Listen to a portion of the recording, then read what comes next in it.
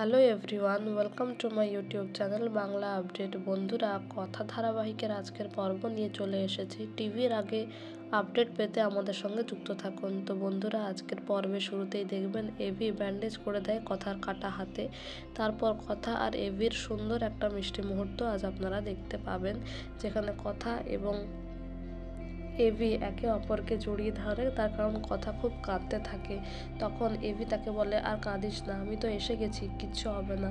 তারপর প্রত্যয় আর অঙ্কিত এসে বলে যে গাড়িটার নাম্বার প্লেটটাই নেই, আর গাড়িটা চলে গেছে, তারা ধরতে পারেনি।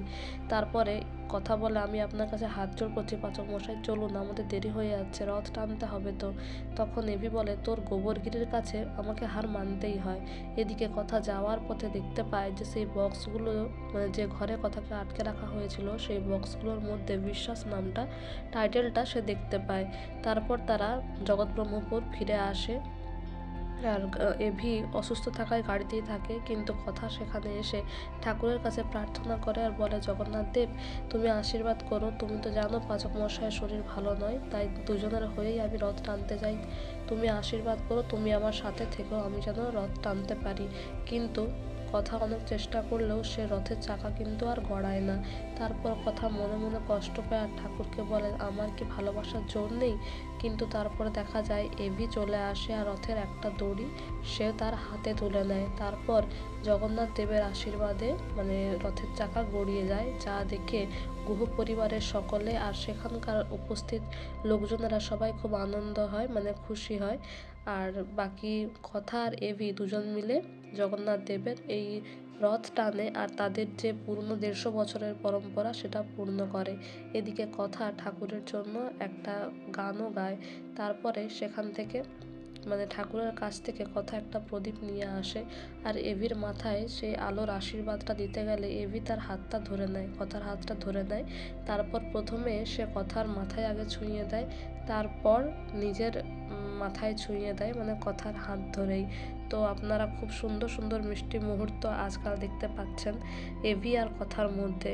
এরপর দেখা যায় গুহবাড়িতে তারা ফেরত আসে আর সকালবেলা এভি ঘুম থেকে ওঠার পরে চার্জার খুঁজতে গিয়ে দেখে যে সোফাতে কথা শুয়ে আছে, আর জানালা দিয়ে ব্যালকনি দিয়ে সূর্যের আলোটা কথার মুখে পড়ায় এভি সেখানে বসে যায়, যাতে তার ছায়ায় কথা ভালো করে ঘুমোতে পারে।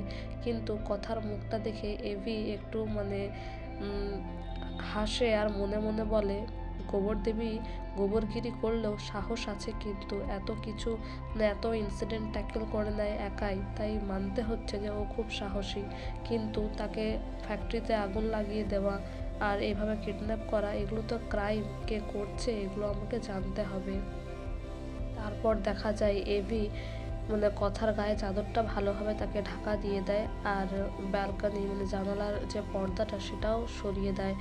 আর আপনারা দেখবেন যে এভি অনেক কেয়ারিং হয়ে যায় কথার প্রতি, কথার জন্য একটা শাড়ি নিয়ে আসে আর কফি আনতে চলে যায়। এদিকে কথার ঘুম ভাঙে, উঠে সে বলে, এই সোফাতে ঘুমোলেই দেরি করে ঘুম ভাঙে, এই সোফাটাই খারাপ। তারপরে এভি আসে কফি নিয়ে, কিন্তু কথা ছুটে যায়, বলে আপনি কেন আনতে গেলেন? আর এ কথাটা বলতে বলতেই কথাকলির কোমরের শিরা তার টান হয়ে যায়, যার কারণে তার কোমরে লাগে। তখন এভি কথাকে নিয়ে গিয়ে বসায় আর বলে, কি হয়েছে? তখন কথা বলে যে কোমরে আমার শিরাটা টান পড়েছে। তখন এভি বলে, কাল বস্তায় বন্দি ছিলি, ভুলে গেছিস? সকাল হতে না হতেই তোর গোবরগিরি শুরু। তারপর একটা মলম দেয় কথাকে লাগানোর জন্য, কিন্তু কথা বলে পাথরকুচি বাটা লাগালেই হবে। তখন এভি বলে, কোনো পাথরকুচি ইটকুচি হবে না, মলমটা তুই আমার সামনেই লাগা। কিন্তু এভি মলমটা দিলেও কথা ঠিক করে লাগাতে পারে না। তখন এভি এসে বলে যে আমাকে দে, আমি লাগিয়ে দিচ্ছি।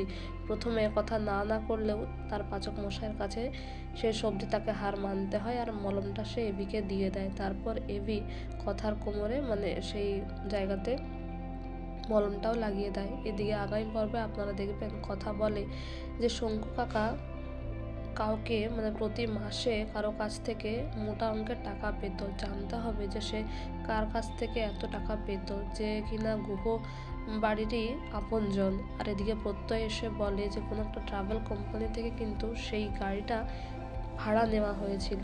তখন কথা বলে যে আমাদেরকে খুব শীঘ্রই বের করতে হবে যে এই সমস্ত ঘটনার পিছনে কে আছে। তো বন্ধুরা, এই ধরনের আরও আপডেট জানতে আমাদের সঙ্গে যুক্ত থাকুন। Thank you everyone for your valuable time. Thank you so much for watching the video. Thank you.